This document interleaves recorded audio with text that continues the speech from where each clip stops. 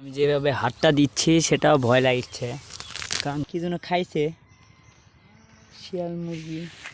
কোথায়? আসসালামু আলাইকুম। তো পূর্বের ন্যায় আজকে তৃতীয়তম দিনে ঘাস কাটতে যাচ্ছি। তো কালকে কাটা হয়নি, খুব চাপ ছিল, তো আজকেও যাচ্ছি ঘাস কাটতে। বস্তা নিছি, এক বস্তা। তো এই ঘাসগুলো লাগাইছে।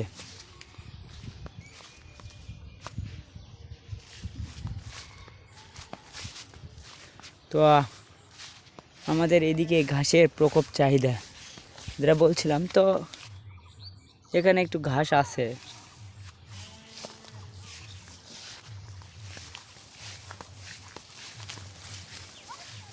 তো সাইড দিয়ে একটু ঘাস আছে, তো পরে তুলবো। তো এখানে একটু ঘাস ভালো ছিল, কিন্তু ঘাস কাটতে আসে এখানে কি যেন খাইছে শিয়াল মুরগি। কোথায়? এগুলো বেগুন, পচা বেগুন, পচা বেগুন খাওয়া। তো না, এখানে কাটবো না, শেষের দিকে কাটবো। তো আমি এখন উপস্থিত যে জায়গায় আমি প্রতিদিনে ঘাস কাটি, তো সেখানে আসছি। তো সেখানে আসে মানে ঘাসগুলো কিছু কম আছে, কেউ হয়তো তুলে নেই। আসলে আমাদের এখানে ঘাসের প্রচুর চাহিদা, তাও কিছু আছে, এক বস্তা হবে না। এই যে আমার কাঙ্ক্ষিত ঘাস যেগুলো লাগাইছিলাম, বড় হচ্ছে না, পছন্দ পেঁয়া ধরছিল, এই যে অবস্থা।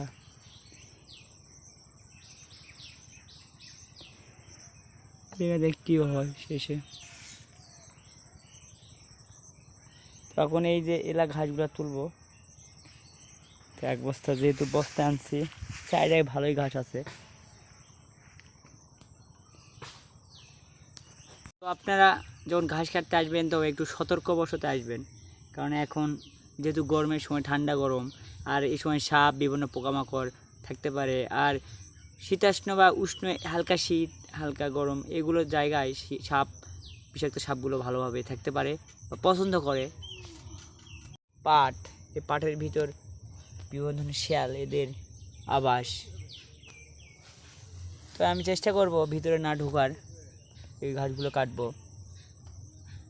আর আপনাদের একটা কথা বলি, তো গরু ও যদি পালেন তাহলে কিন্তু আপনাকে ঘাস লাগাতেই হবে, আর না হলে এই যে আমার মতো ঘাস তুলতে হচ্ছে। কারণ যদি সাপ থাকে খুব, আসলে ঘাস না লাগালে যা হয়, একটু দেখে শুনে সতর্ক অবলম্বন করতে হবে। এগুলো আমারই ঘাস, এই লাগাইছি, এগুলো পচে যাচ্ছে। খুব পরিকল্পনা আছে কোটা জমিতে ঘাস লাগানো, হচ্ছে না। তো অবশেষে গরুর জন্য ঘাস কাটা হয়ে গেল। তো কতটুকু কাটতে পারলাম তারপর আপনাদের দেখানোর চেষ্টা করব। তো এইটুকু করছি, মনে হয় হাফ বস্তা হবে। তো সব ঘাস যদি একবারে কাটে নিয়ে যাই, পরে আবার খাওয়াবো কি?